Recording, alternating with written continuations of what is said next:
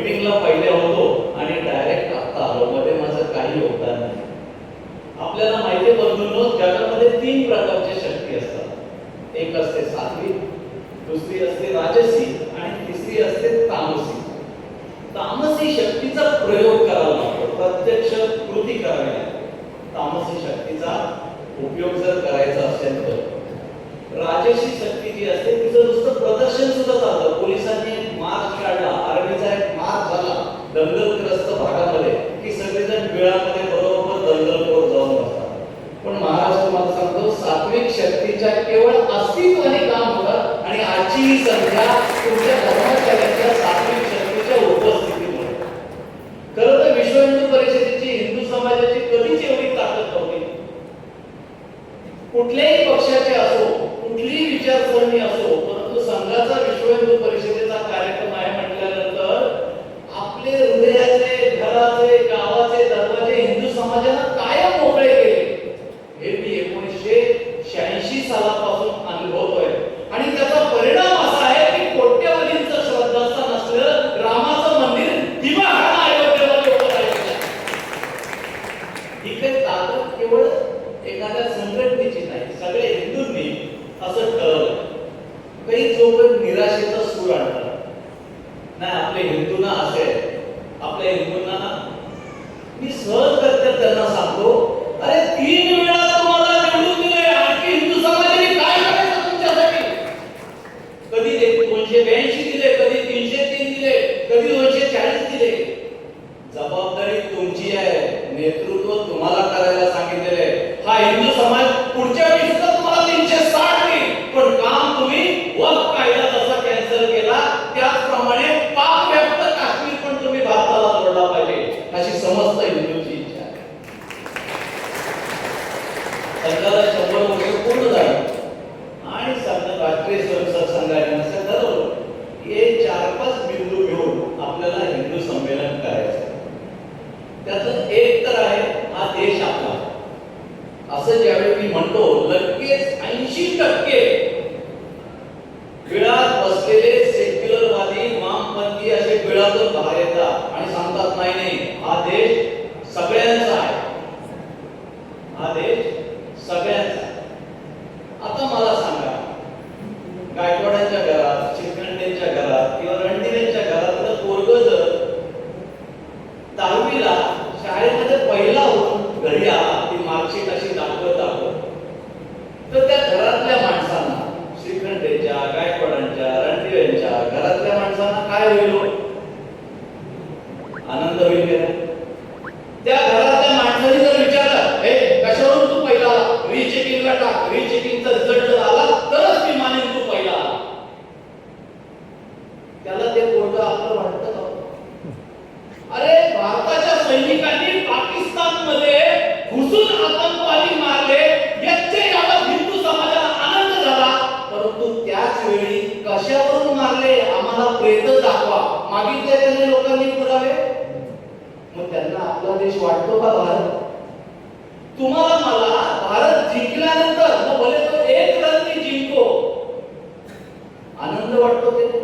मी स्वतः भारत पाकिस्तान मॅच बघत नाही का? हरल्यानंतर त्या दिवशीचं जेवण गोड लागत नाही, झोप तर लागत असत. आणि बहुतेक तुमची पण सगळ्यांची अवस्था तीच असेल. अगदी शेवटचे 2-3 बॉल राहिले किंवा 6 बॉल राहिले आणि 1च रन पाहिजे तर मग मी बघतो आता गॅरेंटेड जिंकणार. पण त्याच वेळी लक्षात घ्या, या देशामध्ये असेही 20% लोक आहेत ज्यांना पाकिस्तान जिंकल्यानंतर आनंद होतो आणि फटाके वाजतात मोहल्ल्यामध्ये, वाजतात की नाही? मग हा देश त्यांना आपला वाटतो का? जर हा देश आपला वाटत असेल तर सर्जिकल स्ट्राईकचे आणि एअर स्ट्राईकचे पुरावे मागितले जाणार नाही. दुर्दैव असं आहे, पुरावे मागणाऱ्यांची संख्या खूप आहे, खूप आहे. मग अशा पुरावे मागणाऱ्यांना उघड करण्यासाठी आजचं हे हिंदू संमेलन, अशा लोकांना उघड पाडण्यासाठी. अहो हे देशद्रोही आहेत. नाव हिंदू असेल परंतु हा देशभक्त नाहीये. केवळ आपल्या सगळ्या हिंदूंच्या एकत्र येण्यामुळे मी पाहिलं, दिल्लीचा माजी मुख्यमंत्री तो हनुमान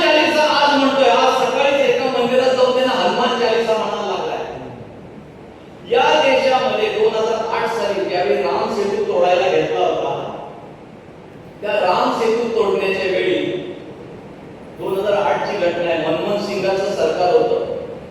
मग तो राम सेतू तोडण्याचं जे षडयंत्र सुरू झालं, ते षडयंत्र एवढ्यासाठी होतं की श्रीलंका आणि भारत याच्यामध्ये एकूण अंतर जे आहे तिथून एकही जहाज जात नाही. मुंबईच्या जहाजाला जर कलकत्त्याला जायचं असेल तर त्याला मुंबईहून निघून केरळहून श्रीलंकेला वळसा घालून बंगालच्या उपसागरात येऊन कलकत्त्याला यावं लागतं. मग का मधून तो का जाऊ शकत नाही श्रीलंका आणि भारताच्या मधून? तर तिथे राम सेतू आहे, त्याला ब्रिटिशांनी ॲडम्स ब्रिज असं म्हणतात. तर हा राम सेतू आजही काही ठिकाणी पाण्याच्या खाली 1 फूट आहे, तर काही ठिकाणी पाण्याच्या 30 फूट खाली आहे. नासानं जर चित्र घेतलं पृथ्वीचं तर 2च गोष्टी दिसतात, हिरवली दिसत नाही. पण 2 गोष्टी दिसतात. एक चायनाची भिंत 750 किलोमीटरची आणि दुसरा 46 किलोमीटरचा राम सेतू दिसतो.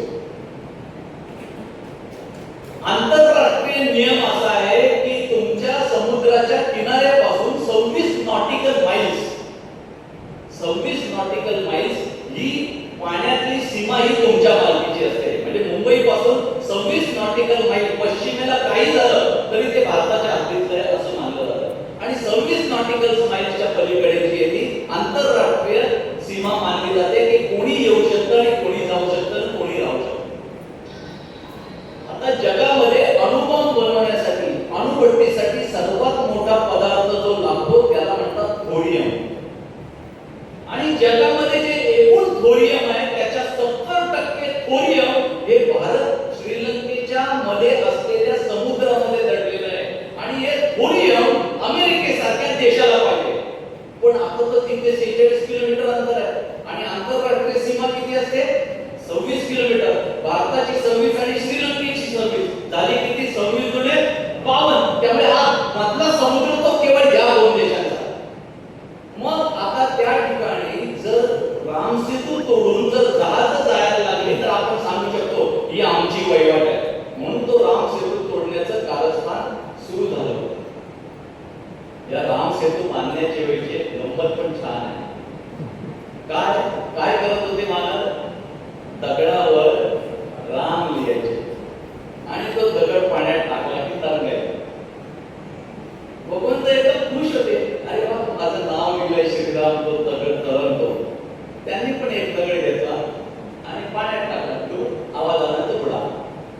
त्यांना वाटलं तो छोटा दगड होता म्हणून त्यांनी जरा चपटा आणि असा मोठा दगड उचलला, तो पाण्यात टाकला, तो पण डुबूक बुडाला आणि पाठीमागून खो खो खो खो असा हसण्याचा आवाज आला. बघितलं तर हनुमंत खो खो हसत होता पोट धरून. प्रभू रामचंद्र म्हणाले, अरे हनुमंता क्या बात आहे? म्हणतो माझ्या नावावर लोक आमदार खासदार होतात, 282 303 खासदार निवडून येतात, मी सोडलेला एक दडगड तरंगू नये. हनुमंत सांगतो, रामा ज्याला तू सोडला ना त्याला बुडण्याशिवाय दुसरा पर्याय नाही. आणि म्हणून आपण पाहतोय ज्यांनी रामाला सोडला त्याची अवस्था आता आपण पाहतोय, न भरके न घाटके झालेले. तर अशा राम सेतूची केस सुप्रीम कोर्टात चालू होती. सुब्रमण्यम स्वामी कोर्टात गेले का? तर तामिळनाडूच्या एका गव्हर्नमेंटला 4,500 कोटी रुपये अमेरिकेत दिले होते, काही करून तुम्ही हा तोडा. सुब्रमण्यम स्वामी कोर्टात गेले आणि त्या राम सेतूच्या संबंधित केंद्र सरकारला सांगितलं तुमचं काय म्हणणं आहे ते सांगा. बघा मनमोहन सिंगाच्या नेतृत्वाखालचं Sonia Gandhi super prime minister होती, हेच राहुल बाबा त्यावेळी उपाध्यक्ष होते. सुप्रीम कोर्टामध्ये मनमोहन सिंगाचं काँग्रेस सरकार सांगतंय राम या देशामध्ये अस्तित्वात असल्याचा कोणताही वैज्ञानिक पुरावा नाही, कोणताही वैज्ञानिक पुरावा नाही. त्याला आज जनेऊधारी बनवून मंदिर फिरावं लागतंय. ही सगळ्या हिंदूंच्या एकजुटीची कमाल आहे. ज्यांनी रामाला नाकारला, संसदेमध्ये भाषण करताना तुम्ही राहुल गांधींचं भाषण बघा, हिंदू म्हणजे हिंसा हिंसा हिंसा. दुर्दैव असं आहे की अजूनही त्या मूर्खाला असं कळत नाही की अरे आपण विरोधी पक्ष नेत्याच्या लायकीचे पण 2 टर्म नव्हतो. 2 टर्म विरोधी पक्ष नेत्याच्या लायकीचे नव्हतो.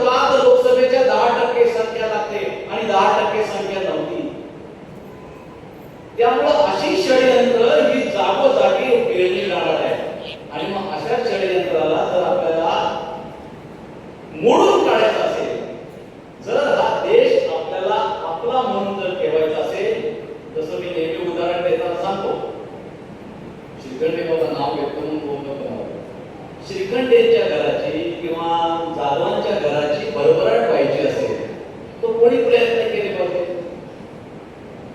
कोणी? राणेंनी आणि गायकवाडांनी कोण काय फायदा केला? आमची घरं मोठी होतील, भरभराटीला येतील. जर श्रीखंडेचं आणि जाधवांचं घर भरभराटीला यावं, वैभवाला यायचं असेल, तर त्याच घरातल्यांनी कष्ट केले पाहिजे ज्यांना ते घर आपलं वाटतं. तसं या भारत देशाचं जर वैभव परत यायचं असेल तर ज्यांना आपला देश वाटतो त्याच हिंदूंनी कष्ट केले पाहिजे. त्याचा संदेश देण्यासाठी आजचा हा संमेलनाचा घाट सांगण्यात लागतो. हे संमेलनाचा घाट घालताना असंही ठरलंय की विदर्भीयांना याची दहशत बसली पाहिजे. विदर्भीयांना याची दहशत बसली पाहिजे. पुन्हा श्रीखंडे आले. श्रीखंडेच्या घरात 4 माणसं आहेत, 4 पुरुष आहेत. आजही आमच्या गावामध्ये कर्जतवाल्यांना माहित नाही, पण ग्रामीण भागातून आलेल्या माणसांना माहिती आहे, ज्यांच्या घरात जास्त पुरुष असतात ना त्यांचा जरा दबदबा असतो. ज्या पॉलिटिकल पार्टीच्याकडे जास्त घरं असतात त्यांचा दबदबा असतो. तसं या भारतामध्ये 80% आसपास हिंदू समाज आहे आणि मुसलमान समाज किती आहे? बांगलादेशवरून आलेले सगळे घुसपेटी आहे, धरले तर 20% जास्त. म्हणजे हिंदू समाज चौपट आहे. का दहशत हिंदू समाजाची 80% आहे?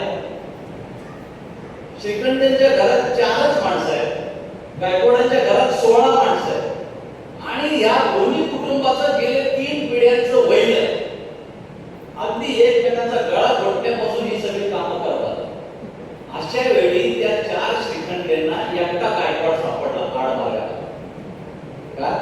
आडमार्गाला एकच गायकवाड सापडला. काय करतील 4 श्रीखंडे मिळून? काय करतील? गप्प बसतील. काय तुम्ही गप्प बसले म्हणून मी म्हणतो, भाऊ मोगे म्हणताय ठोकतील, मारतील. केव्हा? ज्यावेळी ते 16 गायकवाड नावाला गायकवाड आहे, दररोज कोर्टात एकमेकांच्या विरुद्ध केसला भांडतायत, एकमेकांचं कवड बघत नाही, त्याच वेळी मारतील. जर त्यांना कळलं अरे हे जीवाला जीव देतात 16 गायकवाड विषाद आहेत, त्याच्याकडे ढुंकून सुद्धा बघणार नाही का, याला मारलं तर उरलेले 16 जण येऊन आपल्या 14 शिल्लक ठेवणार नाही. हिंदू समाजाने त्या 20% लोकांना ही दहशत पसरवण्यासाठी हे संमेलन आहे. तुम्ही एका जरी हिंदूकडे वाकड्यांकडे बघाल तर तुमची अवस्था ही होणार आहे. हा संदेश या निमित्तानं आपल्याला देण्याचा आहे. मग हा संदेश जर द्यायचा असेल तर आपल्याला काय केलं पाहिजे? हिंदूंना कॉमन मिनिमम प्रोग्राम ठेवला पाहिजे. कॉमन मिनिमम प्रोग्राम काय आहे? जातीचं असेल त्यावेळी काय करतील ते करतील, एखाद्या संप्रदायाचं काय असेल त्यावेळी करतील त्यावेळी करतील, एखाद्या मंडळाचा कार्यक्रम असेल तर काय ते मंडळ करेल ते करेल. पण ज्यावेळी संघ आणि विश्व हिंदू परिषद हिंदू म्हणून सगळ्यांना बोलवेल त्यावेळी हातातली सगळी कामं बाजूला टाकून आपण सगळ्यांनी केवळ हिंदू म्हणून एकत्र आलं पाहिजे असा संदेश देण्याकरता हा कार्यक्रम आहे. आणि असं एकत्र येण्याची सवय ज्या दिवशी हिंदू समाजाला लागेल, लिहून घ्या, कुठलाही 20% असणारा समाज आपल्याकडे वाकड्या नजरेने बघण्याचा सोडा विचार सुद्धा करू शकत नाही. पण दुर्दैवानं आज स्थिती अशी आहे, मला 2 मुली आहेत. 2 मुलींना घेऊन प्रवासाला निघताना आम्हाला दोघांना पती पत्नीला असं वाटायचं या दोन्ही मुलींना पत्ता सांगण्या इतक्या मोठ्या झाल्या पाहिजे. का तर गर्दीमध्ये जर कुठं हरवल्या तर कोण न कोण त्यांना, कारण भारत आहे, कोण न कोण त्यांना मदत करणार. बाळांना काय झालं आणि त्यांनी पत्ता सांगितला का त्या घरी आणून सोडले. काळ बदलला आणि मग आम्हाला वाटलं का निदान फोन नंबर, गावाचं नाव आणि जर अशा काही खुणा सांगता आल्या तर बरोबर. पुन्हा काळ बदलला आणि असं वाटलं नाही, एकदा कॉलेजला जायला लागले ना, ट्रेननी यायला जायला लागल्या, हातात मोबाईल आल्या की चिंता घडली. पुन्हा काळ बदलला आणि असं वाटलं नको, एकदा ग्रॅज्युएशन होते, MBA होते, इंजिनियर होते आणि एकदा ती नोकरीला लागली की आमचा चिंता संपली. बंधूंनो, नाशिकचा लव जिहाद तुम्ही सगळ्यांनी ऐकलाय. या सगळ्या बळी पडलेल्या हिंदू तरुणी या MBA आणि इंजिनियर होत्या. म्हणजे तुमची ना आमची मुलगी या मुस्लिम जिहाद्यांपासून इंजिनियर आणि MBA झाली, 27 वर्षाची झाली तरी सुरक्षित नाहीये. का सुरक्षित नाहीये? कारण त्यांना माहितीये हा हिंदू समाज काही करू शकत नाही आमचं वाटतं. जर खरंच त्यांना वाटलं असतं हे 80% जीवाला जीव देणारे आहे तर कुठल्या जिहाद्याची हिंमत झाली नसती तिच्याकडे वाकड्या नजरेने बघण्याची. आणि तुम्हाला माहितीये ही भूमी जी आहे, ज्या भूमीमध्ये तुम्ही ना आम्ही राहतो, ही भारताची भूमी आहे, ही भारत भूमी आहे. या भारत भूमीचं सर्वात मोठं वैशिष्ट्य जर काय असेल तर या ठिकाणी या भूमीमध्ये स्त्रीचा अपमान सहन केला जात नाही. हा समाज, भारतीय समाज किती टोकाला जातो. उदाहरण माहितीये, सीतामाईला किडनॅप केली रावणानं. प्रभू रामचंद्रानं सगळी सेना नेऊन त्या रावणाचा सत्यानाश केला, त्याचा सगळा वंश नामशेष केला. खरंच आपलं काम संपलं होतं का नाही? का नाही? रावणाला ठार मारला, तो इंद्रजित ठार गेला. आता काय राहिलं? परत त्यात राम भक्त असणाऱ्या विभीषणाला गादीवर बसवला. आता झालं पाहिजे, विषय मिटायला पाहिजे, पण नाही. हा हिंदू समाज आहे, लक्षात ठेवा. हा हिंदू समाज आजही दरवर्षी विजयादशमीच्या दिवशी, दसऱ्याच्या दिवशी रावणाचा मोठा पुतळा उभा करतो आणि त्याला गाडी लावून आग लावतो. का? शेकोटी वितळली, जरा उष्णता ऊब मिळावी म्हणून. बरोबर ना? बरोबर ना? शेकोटीला जरा शेकता यावं म्हणून. मग काय? जत्रेमध्ये पिपाणी. काय? कशासाठी? हरामखोरांनो बघा, जर तुम्ही एकाही स्त्रीचा अपमान केला तर या रावणासारखे आम्ही तुम्हाला उभे जाळून मारू, असा संदेश हिंदू समाज देत असतो. मग हा जो संदेश हिंदू समाज प्रतिकात्मक रूपाने देतो तो खरोखर सुद्धा देईल अशी भीती विदर्भी लोकांना वाटली पाहिजे, तरच आपली आई बहिणी सुरक्षित राहील. या देशाने महाभारत सुद्धा अनुभवलंय. त्रिखंडाचं राज्य जिंकण्याची क्षमता असलेले पांडव, त्रिखंडाचं राज्य जिंकण्याची क्षमता पांडवांकडे होती का नाही? होती. असे असणारे पांडव ज्यावेळी समाजवादी लोक मध्ये पडले, डावे उजवे मानवतावादी, आणि म्हटले हे महायुद्ध जर झालं तर खूप महिला विधवा होत्या, खूप जीवांची हानी होती. बघा ना काही सेटलमेंट होते का? आणि सेटलमेंट साठी मागणी काय होती पांडवांची? बघा, त्रिखंडाचं राज्य जिंकण्याची क्षमता, जसं आम्ही म्हणतो अरे 100% कोर्टात केस जिंकणार आहे, आपल्या बाजूने निकाल लागणार आहे, अशी स्थिती होती.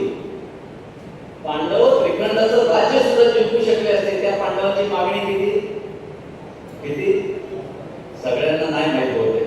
काय कमी झाली का गाव? किती गाव? 5. आणि वकील कोण पांडवांचा? कोण? आता ही सेटलमेंट फेल जाण्याचं काही कारण होतं का? अरे जो कृत्रिम सूर्यास्त करू शकतो तो दुर्योधनाच्या मुखातून हो म्हणून सुद्धा शकतो ना. मग काय झालं? काय कारण झालं की ती सेटलमेंट फेल गेली? ज्यावेळी पांडवाच्या महालातून भगवान श्रीकृष्ण प्रस्ताव घेऊन निघाला त्यावेळी त्यांनी मागे वळून पाहिलं तर गच्चीवर माता द्रौपदी उभी होती. माता द्रौपदीने आपल्या मोकळ्या केसातून फक्त 2 वेळा असा हात फिरवला. माझं स्वतःचं वय आता 60 पूर्ण झालंय, 61 पूर्ण झालंय. मला आठवतंय मी 5-6 वर्षाचा असेल, माझी 8-9 वर्षाची माझ्यापेक्षा 2.5 वर्षांनी मोठी असलेली बहीण जी 4थी-5वीत असेल, पळताना दुसरं काही खेळ नव्हते, जे काही ताकदीवर खेळायचे ते रेडी पाणी असेच खेळ होते. असे खेळ खेळत असताना जर तिचे केस मोकळे राहिले तर माझी आई हातात लाटणं असो, फुकणी असो आणि एक शिवी द्यायची खुली खुली, ती मी आता सगळ्यांच्या समोर देत नाही. मोकळे केस सोडलेत ना, म्हणजे मोकळे केस सोडून हिंडणं हे खुली खुलीचं लक्षण समजलं जायचं. कधी? आजपासून केवळ 52, 53, 54 वर्षापूर्वी. विचार करा, महाभारत साधू संतांच्या मान्यतेप्रमाणे 6,30,000 किती वर्ष महाभारताचा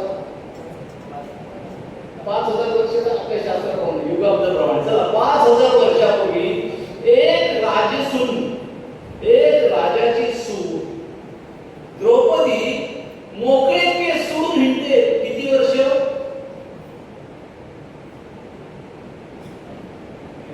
13 वर्ष. नंतर चॉकलेट घेऊन जा माझ्याकडून.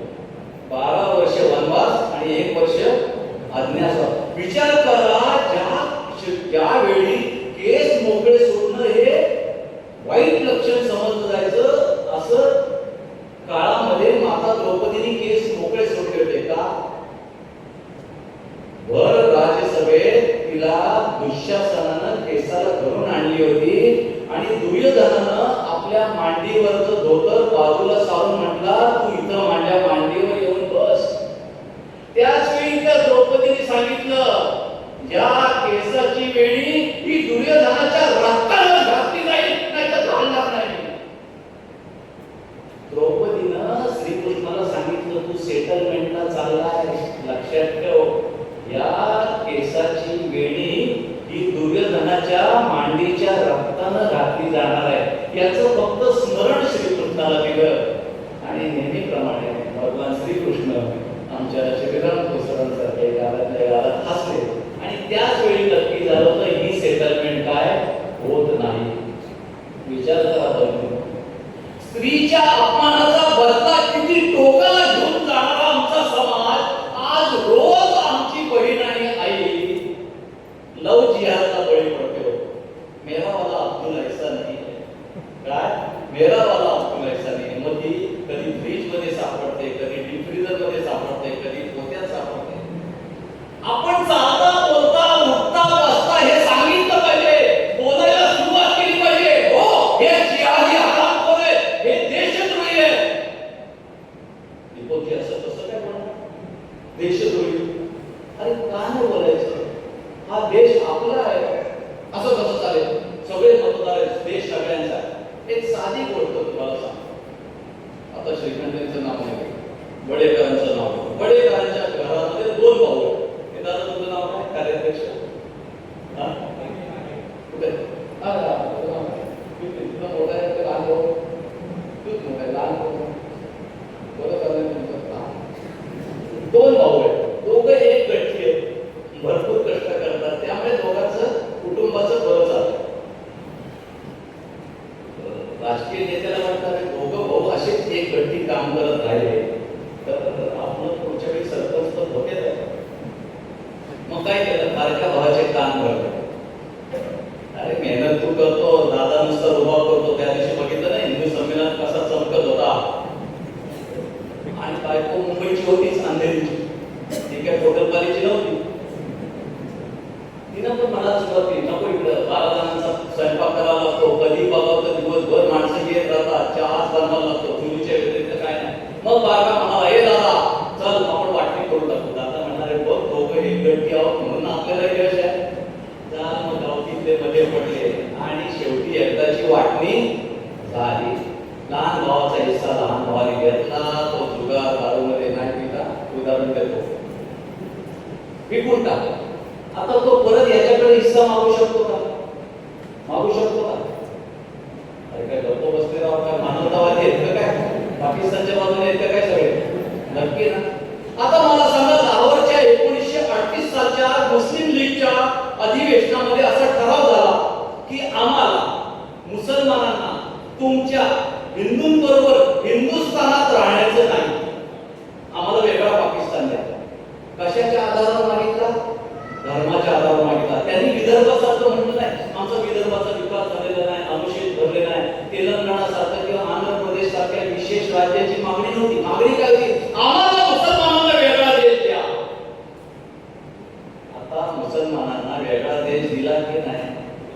दिला की नाही? मुसलमान म्हणूनच दिला का नाही? बरं, ते देश अस्तित्वात येताना त्यांनी स्वतःची राज्यघटना सुद्धा इस्लामिक रिपब्लिक ऑफ पाकिस्तान याच नावानं पाकिस्तान देश आहे. मग आता मला सांगा, राहिला तो देश कोणाचा? कोणाचा? जरा जोरात. हा देश हिंदूंचा आहे. तिथे इतर कुठल्याही धर्मियाला राहण्याचा अधिकार नाही, असं मी कपालेश्वर मंदिराच्या इथे जोरजोराने बोललो की दीपक गायकवाड जातीयवाद पसरवता. केस होईल का नाही माझ्यावर? बंधूंनो, ज्याला उलटी गिनती म्हणतात की अशी चालू आहे. सत्य सांगणं या देशामध्ये अपराध ठरलेला आहे.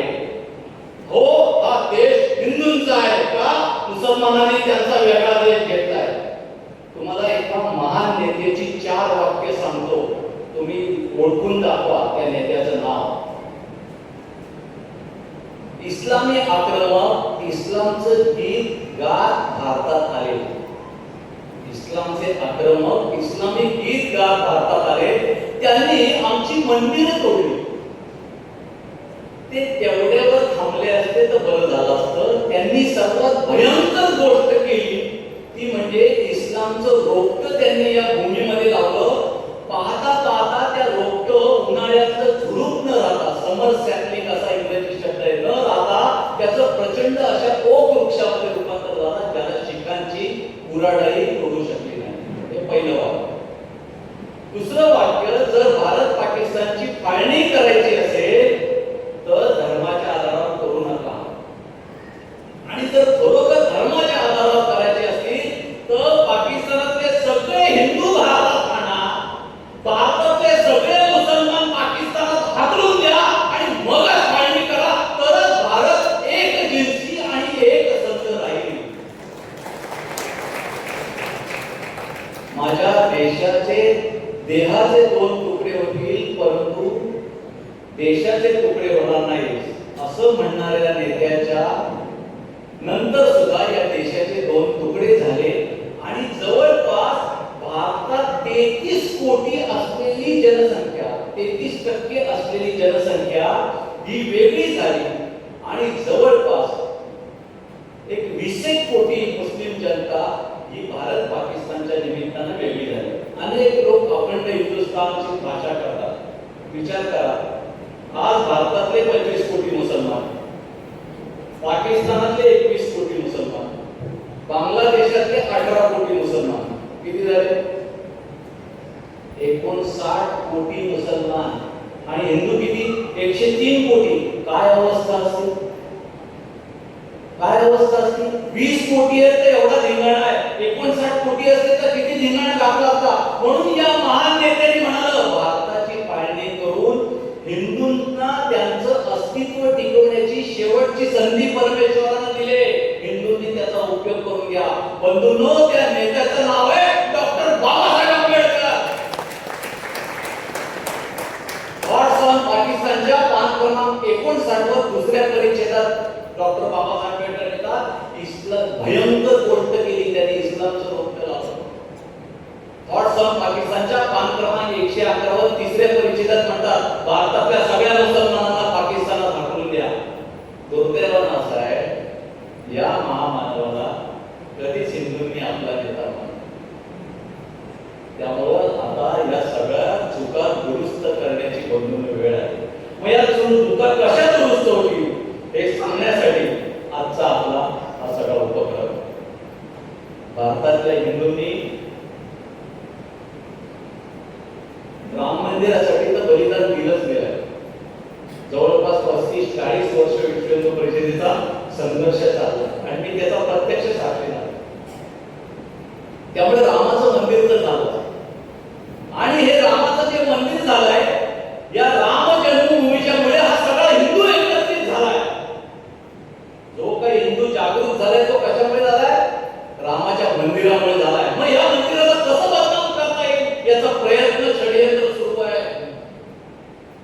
याचा षडयंत्र सुरू आहे. अरे, ठोसरांच्या गायकवाडांच्या ड्रायव्हरनं जर काही गुन्हा केला तर आमच्या दोघांचा दोष आहे का हो? नोटा मोजणाऱ्यांनी काही नोटा घरी नेल्या म्हणजे तो काही विश्व हिंदू परिषदेचा दोष आहे का? नाही. कारण लाखो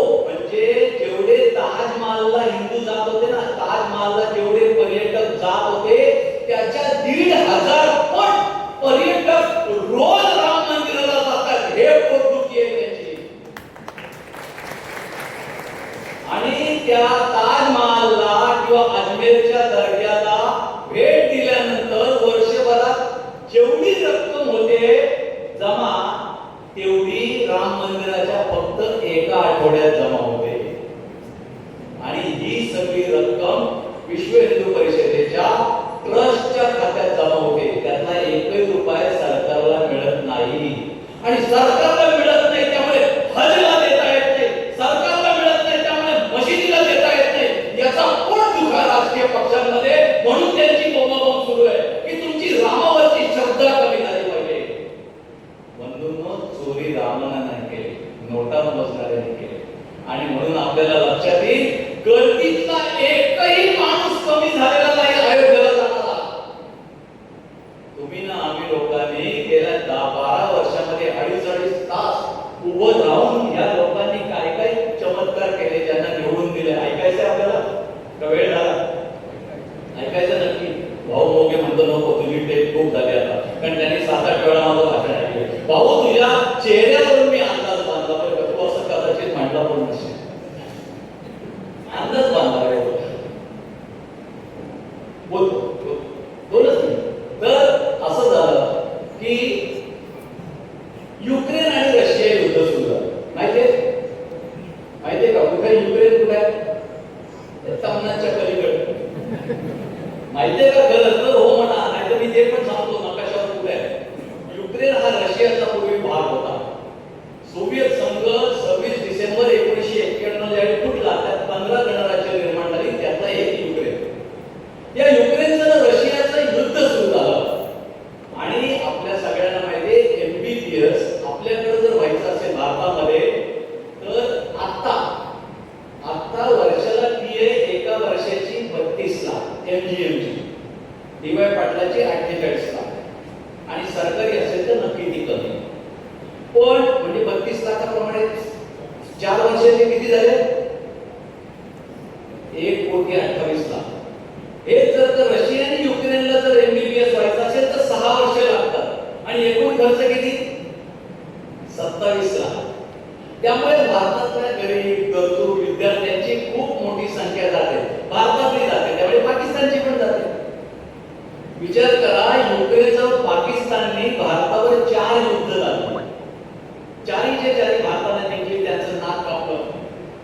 एवढंच नाही तर जिथे कुठे संधी मिळेल त्या ठिकाणी हा देश आपल्याला पाण्यात पाहायला लागतो. आपल्या देशाच्या धुरंधरांचं तुम्ही निवडून दिलेल्या लोकांनी काय चमत्कार केला? तर युक्रेन मधून युद्धाच्या वेळी बाहेर पडताना पाकिस्तानच्या लोकांना सुद्धा, विद्यार्थ्यांना तिरंगा झेंडा हातात घ्यावा लागला का? या दोन्ही देशांनी फक्त भारताच्या विद्यार्थ्यांना जायची परवानगी दिली होती. दोघा देशांनी आपलं युद्ध थांबवलं होतं. याच्यापेक्षा दुर्दैव पाकिस्तानचं असं काय असू शकतं? आणि याच्यापेक्षा सुदैव आणि कर्तृत्व तुम्ही आम्ही निवडून दिलेल्या सरकारचं काय असू शकतं सांगा मला. बंधूंनो, हो कोई भूख हमें क्या हानी, ही स्थिती आता गेलेली आहे. आज आपण या ठिकाणी जे उघडपणे बोलतोय ना, त्याचं कारण इथे फडणवीस आणि वरती मोदी आहे. त्याच्या ऐवजी दुसरा कोण जर असला ना, तुम्हाला विषय समजलेला आहे. समजणे को इशारा काफी आहे. लक्षात ठेवा, राजा आपला पाहिजे, सैनिक आपले पाहिजे, तरच हिंदू जनता या देशामध्ये सुरक्षित राहील. हे सांगण्यासाठी हा आजचा सगळा कार्यक्रम आहे. दिलेल्या वेळापेक्षा सुद्धा 6 मिनिटं बंधूंनो मी जास्त घेतलेले. तुम्ही अत्यंत श्रद्धेनं माझं ऐकून घेतलंय. बोलण्यासारखं खूप आहे, परंतु मी सांगितलंय आपल्या सहनशक्तीचा अंत पाहणार नाही. पुन्हा एका सर्व धर्माचार्यांच्या